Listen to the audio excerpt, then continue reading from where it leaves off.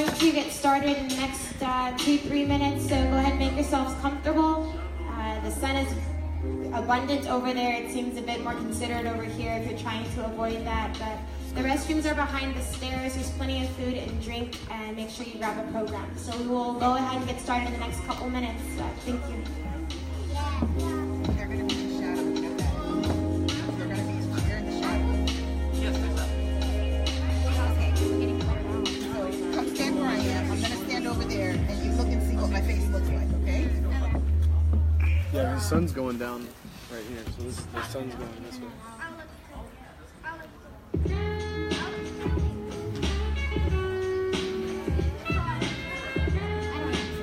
You don't know? No? So I could also lighten the video too, but I don't know how we would change that. Pardon? I said I don't know how we would change that unless you want it down here. What'd you say? It's shadowy. Yeah. Yeah. That's it, that's what y'all want.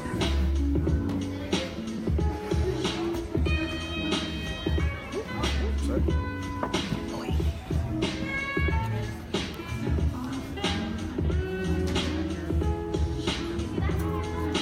Yeah, well, once the sun starts going down, it shouldn't be an issue. It's just because all the light is on this side.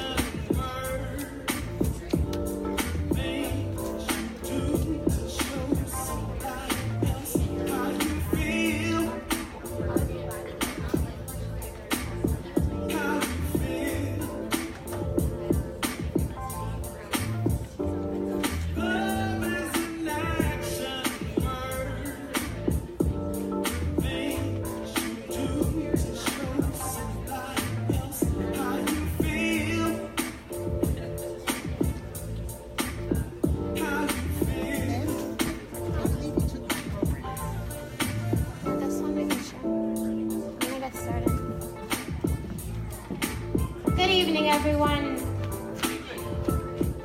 I appreciate everyone who took the time to get off of work, speed over here, sit in the sun to listen to some amazing poetry. So I promise it will not go unappreciated. My name is Tarina Harris. I'm the program director for Iconoclast Artists Galveston. And if you're not familiar with our program, I've been meeting with your kids once a week. And so, don't want to shock you. And they're amazing. We get to do a lot of poetry. We get to have some really amazing conversations that you wouldn't think would come up through poetry, but they do. So we are a poetry and performance arts program that started in Houston about 4 years ago. And every year we get our students together, we write poetry, and we publish an anthology. And you may have seen the last 2 years on sale out in the front. And this year's anthology, They Say Volume 3, will be released next Friday, May 4th. And that event will be at St. Paul's United Methodist. And I know what you're thinking, how am I going to remember to be there on time? What's the address? It's on the back of your handy-dandy program. So grab a couple, there's plenty of them there. We have a lot to look forward to tonight. It's been an absolute privilege to work with our students, to work with our youth every week. I sit next to future doctors and lawyers and teachers and amazing people. So without further ado, we're going to go ahead and get started. My first poet is Zoshi Ramirez. Keep clapping, keep clapping. We're welcoming her to the stage. We're building her energy.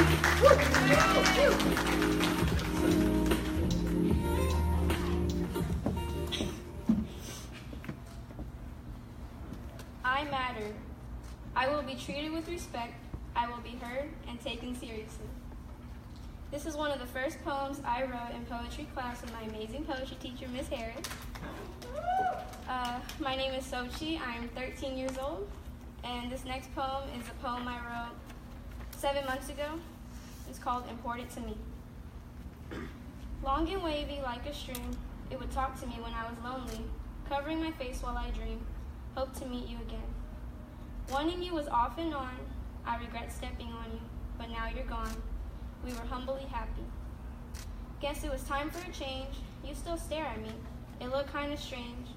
Now I'm full of shame. 1,000-degree hot summer days, we had fun when we just laid. Hair, you were important to me.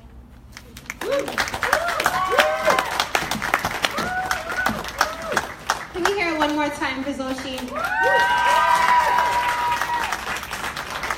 So this next student, I was extremely impressed with. The first time I met him, I was a complete stranger coming to his classroom doing presentations at his school. They said, hey, can I show you a poem? And I said, absolutely, because that answer is never no. So we will have the privilege of hearing that poem and experiencing that moment again. I'd like to welcome to the stage Christian Nguyen.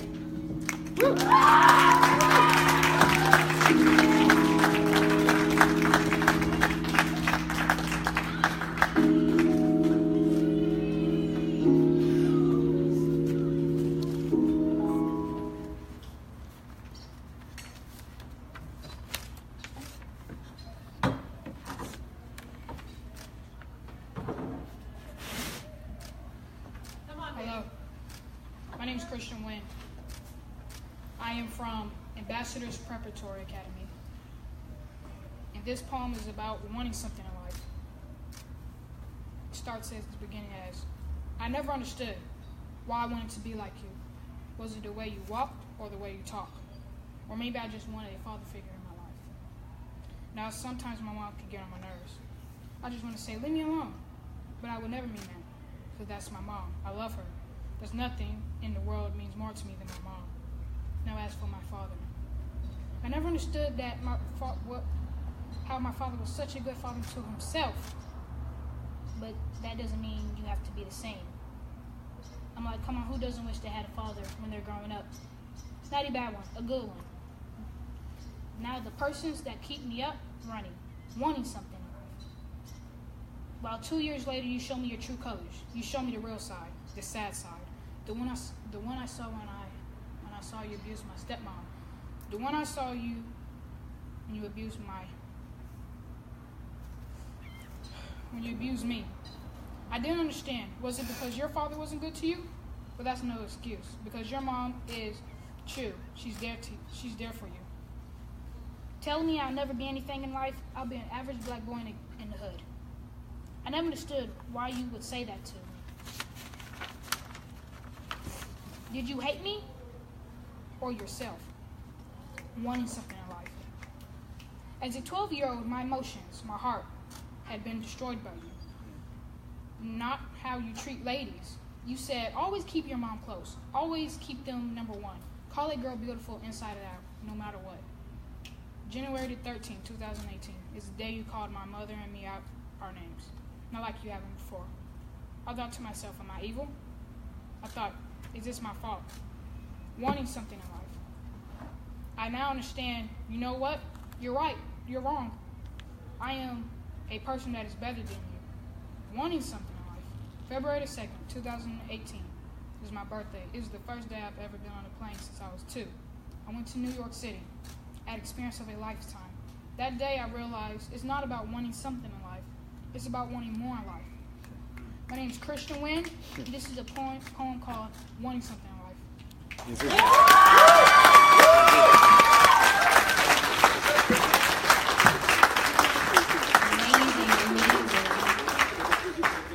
I have some brave students, y'all. I have some really brave students. It takes a lot to get up on here on a mic in front of a bunch of strangers, but there's a lot of love here. There's a lot of community here, and I don't want that to go unnoticed. So our next poet has quite a reputation throughout Galveston. He's admired by people who have been doing this for 50 years and people who are on their first time on the mic. So I'd like us to welcome up Cody Barreras to the mic.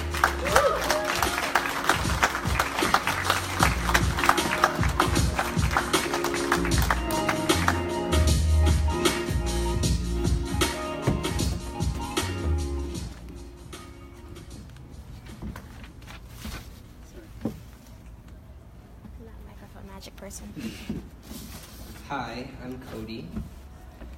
This first poem is called, well, I named it Don't Give Up the Fight, and then I changed it to Poem 2.0, but I like that name too. All right. I am a product of the Rizza, a product of the Jizza, a tribe called Quest, and Mr. Marilyn Manson. Kurt taught me that the duty of youth is to challenge corruption. Following his instruction, I dismantle the construction that is a product of the devil's seduction of our establishment. These politicians are colorblind because all they see is green. Shield your eyes, shield your ears, shield your mind from the obscene. 17 submachine guns arm these teens like the Mujahideen. Doctors will give you a vaccine of saline. I wash my skin with chlorine bleach to keep it bright and keep it white, because if you're not white in this country, you're not right in this country. Now, that's not what I believe, but that's what I've come to see. So to all my brothers and sisters with the melanin in your skin, I'm sorry that this is the type of world that we are living in. I'm sorry that our system doesn't want you to keep your nose clean. Just know that that's how they attack. Just know that they invented crack to hijack your mind and keep you out of whack, because that's how the beast works. It eliminates all threats, whether it be by the chemicals that they spray out of their jets, or the way that our system forgets to take care of our vets, or the way they distribute these poisonous cigarettes. The orange man obsesses to oppress us. Nevertheless, we will progress. So I leave you with a quote from one of the greatest men to ever be. Get up, stand up. Stand up for your right. Get up, stand up. Don't give up the fight.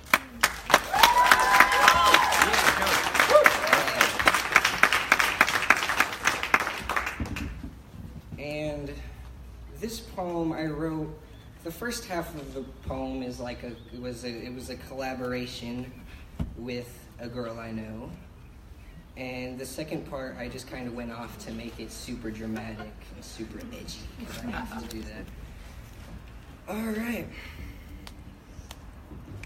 Cotton candy dreams in a concrete world. He chases an alternate reality. Forgotten his name, white flowers grow in his brain. Blades of grass will shred his mentality. Yet the grass and the flowers are forced to coexist, and a soldier of many wars is forced to re-enlist. A little white flower shields his skull from fatality. The destruction of a youthful mentality. With a mind like an atom bomb, whistling down, down, down. a mushroom cloud of what's inside the mind at first contact with the ground. If intellect is left unchecked, he'll be forced to inject himself into the subject of protest, like cigarettes into a poor community.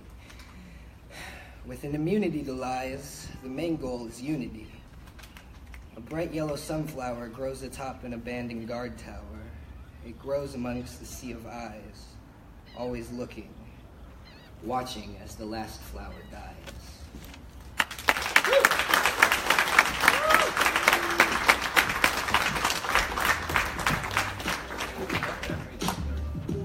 Can we give it up one more time for Cody?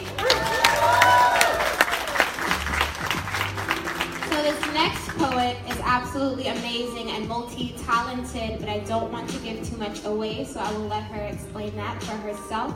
Please help me welcome up Miss Madison Swain to the stage.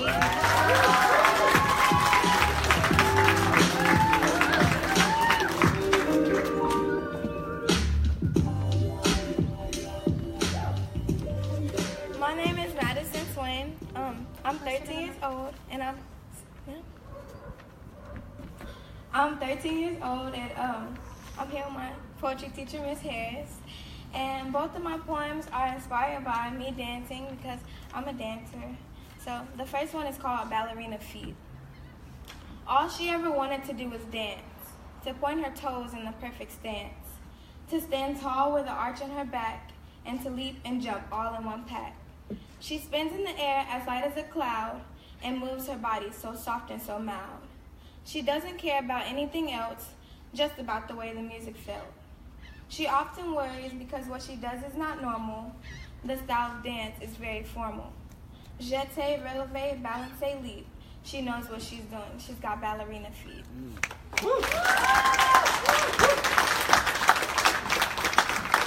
My second poem is also about dance, and it's about like how I think that freedom to me is dancing. So, the freedom of dance. Freedom is dancing. Freedom looks like your feet. Freedom smells like the powder you put in your dance shoes. Freedom feels like the wind brushing against your body when you turn. Freedom tastes like the fresh, cold drink of water. Freedom sounds like the music and the beats.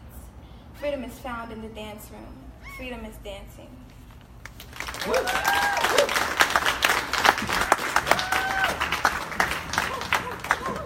Can we give it up one more time for Miss Madison Swain?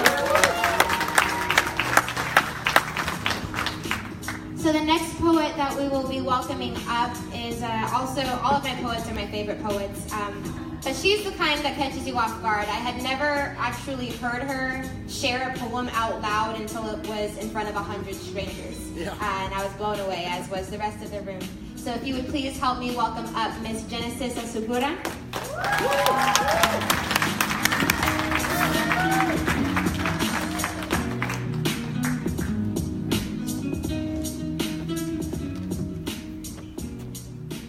Hi, my name is Genesis Alsayer. I'm 12 years old, and ever since I can remember, I've loved reading and writing. Now I have the opportunity to write poetry and share with others. My first poem is called I Must Not Tell Lies, and I wrote it based off of a picture I'd seen of a Harry Potter themed room. But at the time, I didn't know that, so this is what I wrote. The opportunity to learn for 8 hours. New books, markers, journals, pencils, little simple things for us, but not for others. We have buses while others walk miles next to their mothers. We want to quit while others cannot choose. I must not tell lies, repeated several times on the board for no one to see. Old messed up chairs for no one to lean. Brick walls with holes not fixed. A flickering light with no switch. I must not tell lies. We are privileged, can't you see?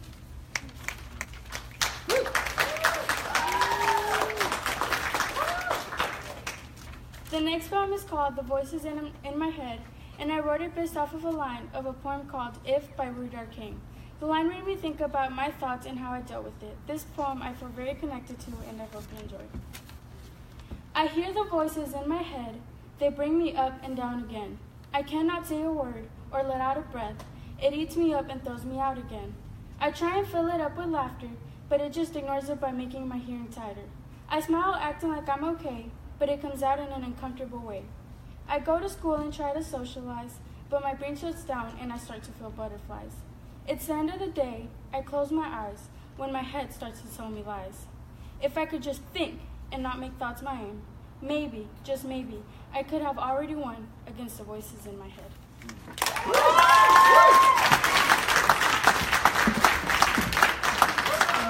Amazing.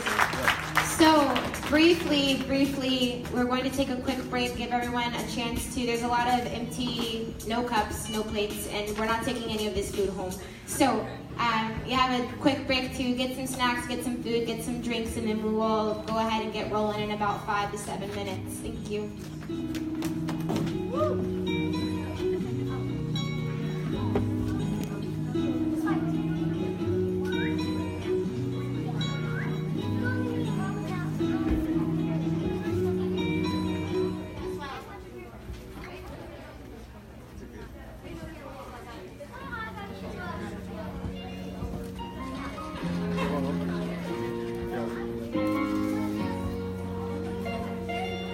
I thought so.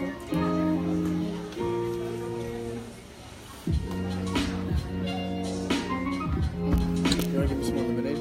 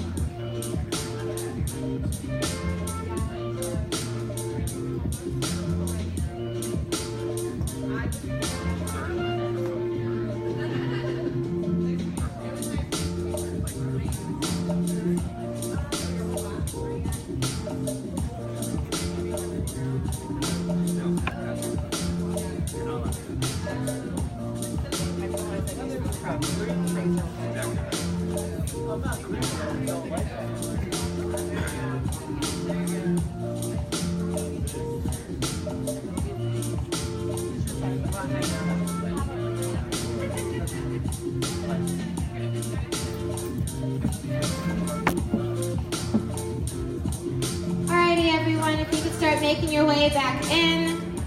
And to give you some time to make your way back in, some of my students pointed out to me that it wasn't fair that they had to perform and that I wasn't performing anything.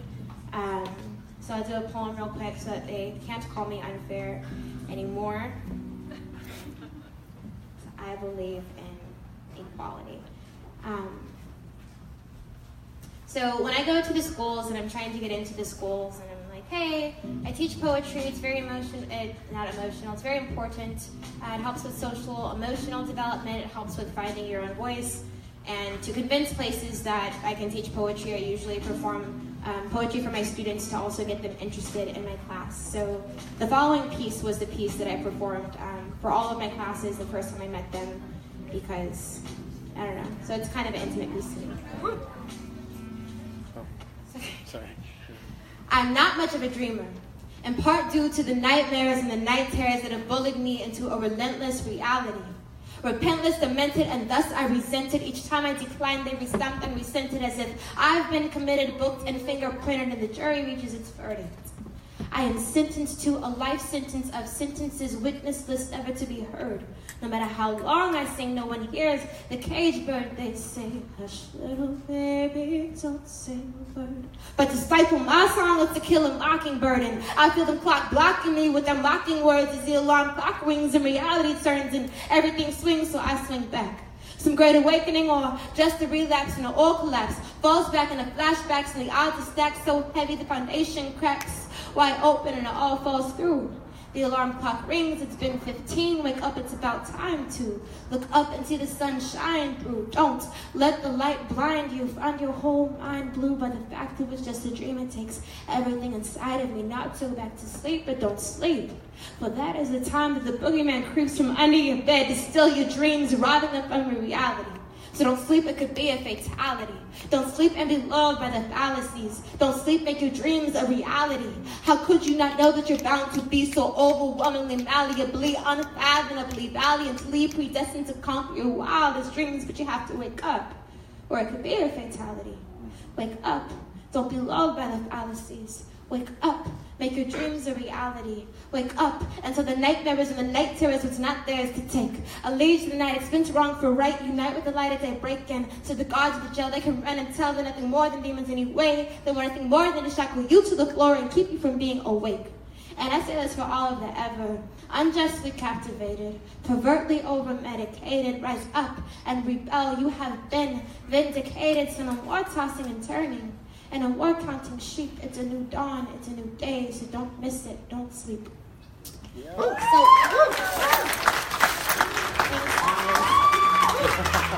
So the next student that we're welcoming up is one of the most unapologetic, outspoken, fearless students I have ever had in my whole year teaching on the island. So if we could start clapping, we're already snapping, we're welcoming up Miss Amaya Randall to the stage.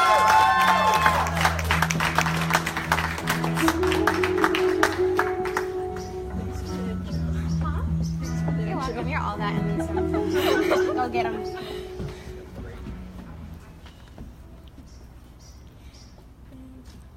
Okay. I'm Amaya. Yeah, my last name's Randall. Ms. Harris is right. I am unapologetic. I say what I say.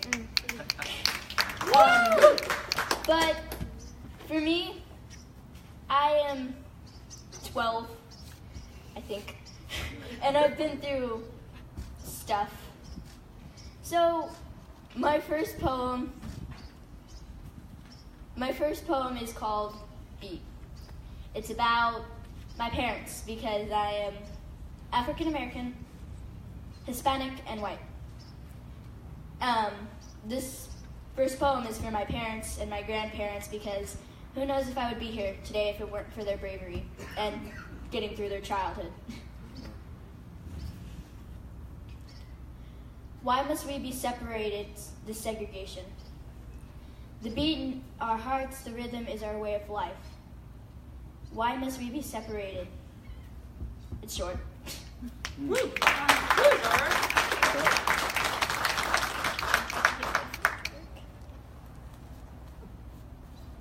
Difficulties on the phone. So I'm just gonna get my paper. Okay. And the second one is about a good friend because I have anxiety, terrible anxiety. And I had an anxiety attack during class, but my friend was awesome. I sit there, not breathing. I sit there just hating the people around me.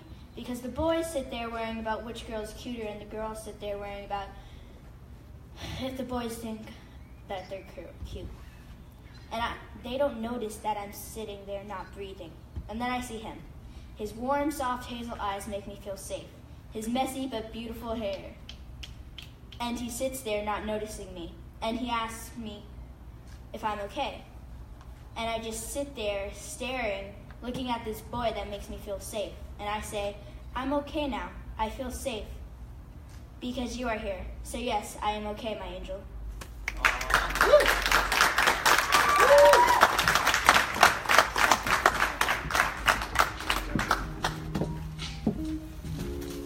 The next student that we'll be welcoming up,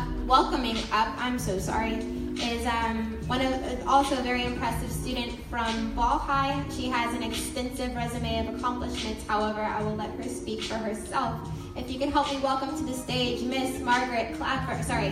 Margaret Clapper.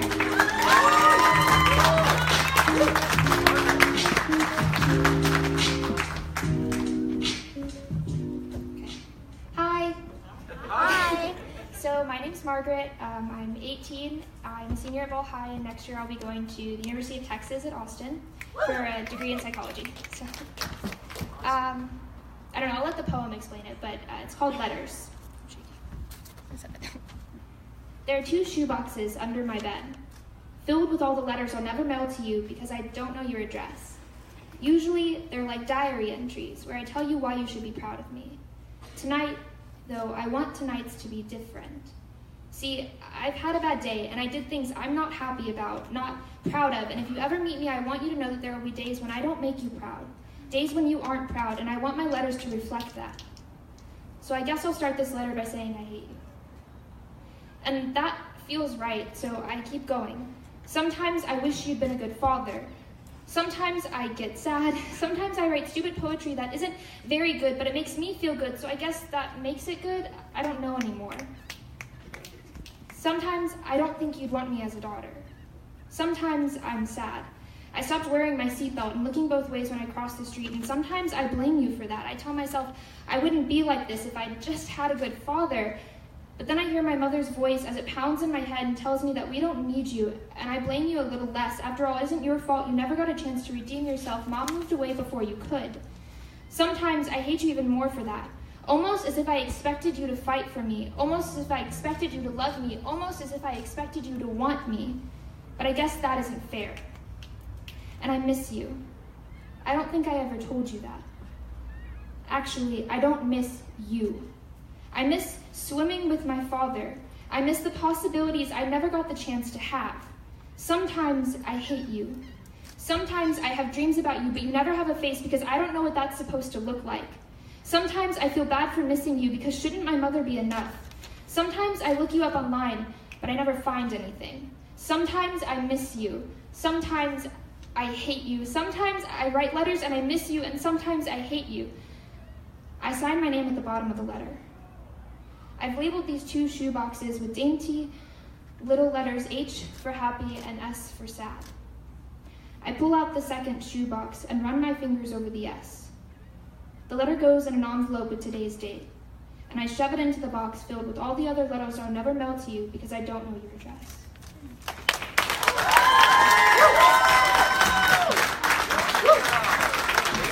That was sheer fire. I'm scared to touch the mic after that. So this next student, pretty much every school starts the same, and I meet them and I say, okay, write your name in your journal, and then under your name, write why I will remember your name, partly to get them to think about who they are, and partly so that I remember their names. This student wrote, you will remember my name because I am the deepest one in here. Nice to meet you. My name is London Williams.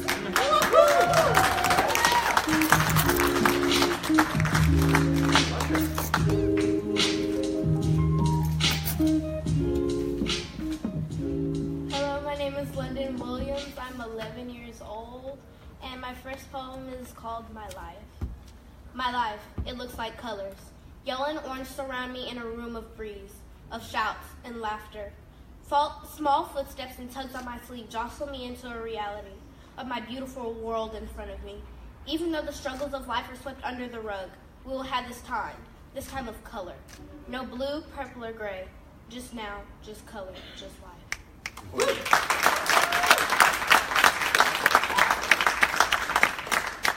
And my second poem is called Journey. I don't necessarily know why I wrote it, but I wrote it though. So. Not all those who wander are lost. Not all those who ponder are lost. Not all those who plan and dream and pray and scheme and wish and hope and cry and mope are not lost. Not lost at all. Just somewhere else, that's all. In a place where you can be lost if you want. In a place you can shed tears and sing your song, and no one will ever say it's wrong or right. Right now is the time to wander away and get lost if you choose to do so. And this time you can, but the window of losing is closing right now on your dreams, lost or not at all. Those who wander are lost, just lost to you.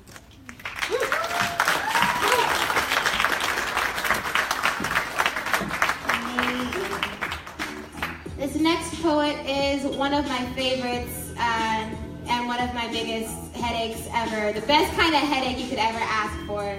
Please help me welcome to the stage Ms. Shantara Turner.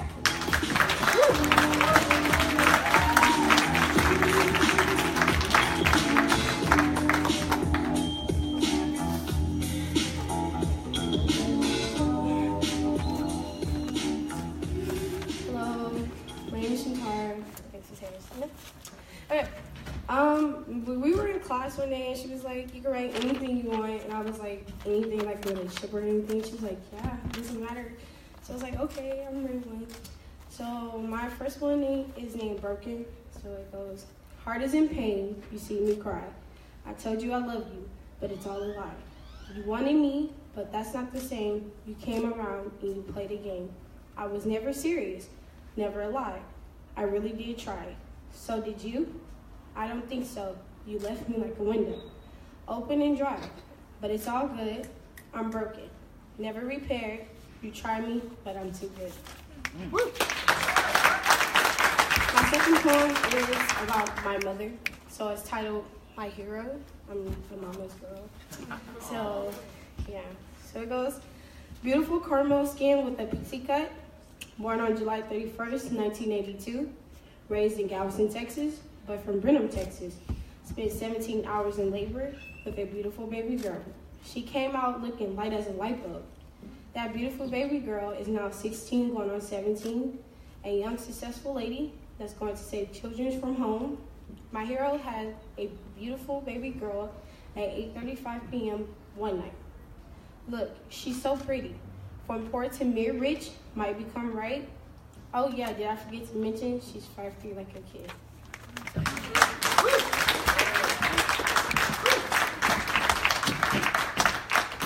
This next poet that I am welcoming up, she's like a little stick of dynamite.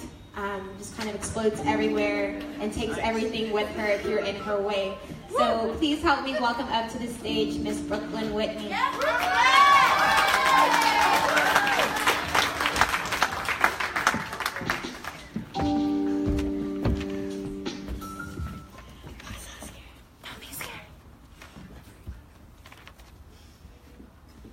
Howdy, my name's Brooklyn Whitney. My first poem is about freedom and what it looks like to me.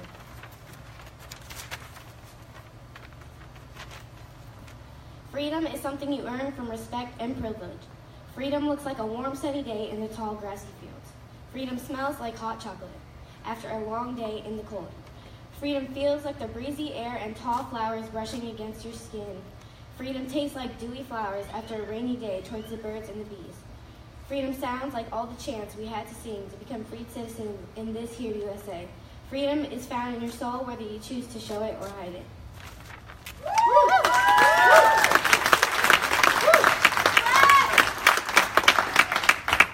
My next poem is about a man named Robert. Shout out to you, you the man. The floor is cold, but he sits there bright and bold. The tattoos on his arms cover his scars. He paints his life so he can live it how he likes. The room is blank as his canvas is full. He rests his back on the cold wall, then sits to draw. All those ideas spill on the page to become real. His pencil in hand, ready to make a stand. A picture on each page to show up on the stage. The door is closed to keep out them. There, them will sit, then watch you draw. His pants are dirty from work to show how much effort he puts. His shoes are old and worn down, but he still works now. This is a man, you see. He worked and now he's free.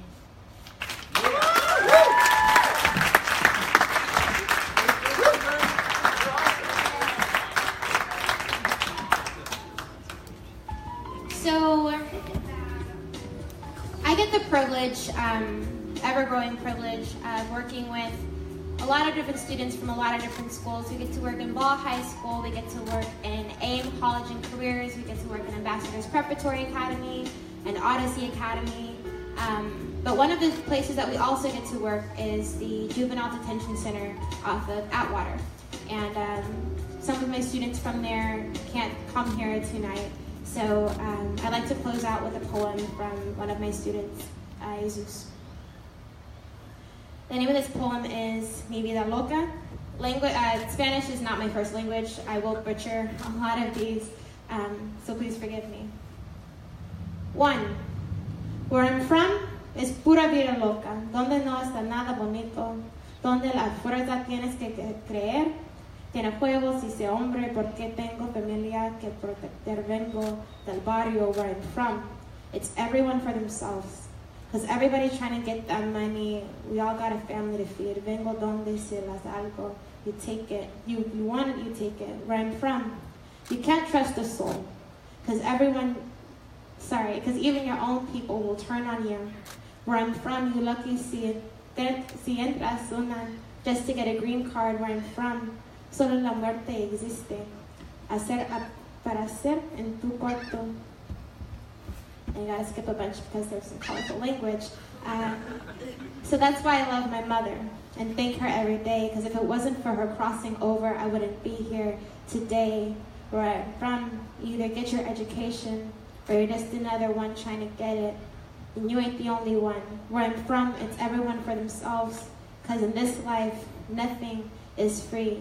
That's just how my people taught me. See, growing up, everybody's trying to figure me out, but the truth is, I could tell you word for word the whole story where I'm from, and you still wouldn't know me. Thank you. So as I mentioned, our program is a poetry and performance arts program. It came to be because we saw poetry as a way we could disrupt the school-to-prison pipeline. And not just, I'm going to give you a book of poetry and that's going to keep you from doing bad things, but I'm going to give you a voice. I'm going to give you a space to have that voice heard, and I'm going to give you a community who wants to empower that voice. So I want to appreciate all of you for being that community that is empowering and investing in our children, our youth. It really does take a village, and our village is full on this island. So there are a lot of ways to support our program. Many of the students here, out of the 400 students that we had the pleasure of working with this year in Galveston County alone, at least 20 are getting published this year. Yeah, it's a big deal, it's a big deal. I've never been published before. All of my students are published authors before me, so I consider my job a success. So that book, our book sales, whether it's volume 2, volume 1, or the one that will be released next Friday, volume 3, those purchases help us fund scholarship opportunities for our students. Those t-shirts also go towards continuing to fund our program. We don't charge our students, we don't charge our schools. Everything in our program is free because we want everyone who wants something for themselves to have something for themselves. So again, I thank you. I could not thank you enough. Please continue coming out to our events. Please continue raising our village. Feel free to linger, buy some books, buy some t-shirts. Huh? All of them? If I teach you, whether you are on this stage or not, please round up here so that we can give you another round of applause and applaud the amazing creators and artists that you are. And so Ryan can get a picture of all of you. You can cover your face.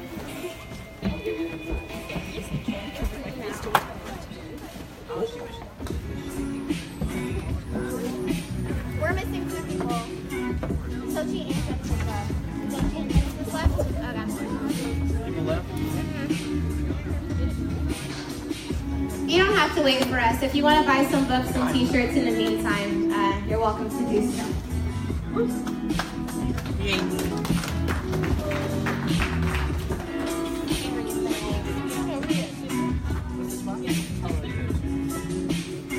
tell them make sure your faces.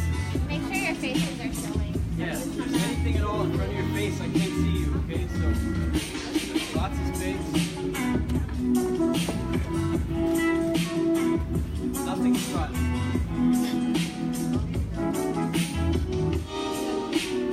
Yeah, as long as you can see me clearly. There you go, right there. That's good. Slide over just a little. Not front row, second row. There you go, right there. You just a little bit. Sorry, can you slack? There you go. Christian, hold up. To your right. Yeah, right there. All right. Ready? Take a snap. Here we go.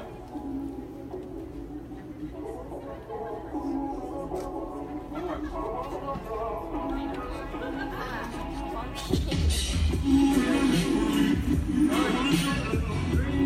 One more. You said one more already. What?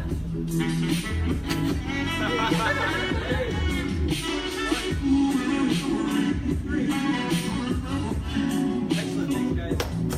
Parents, if you have copies of any of the pictures taken tonight, please see me before you leave. Thank you again for all that you do. Have a good night, everyone.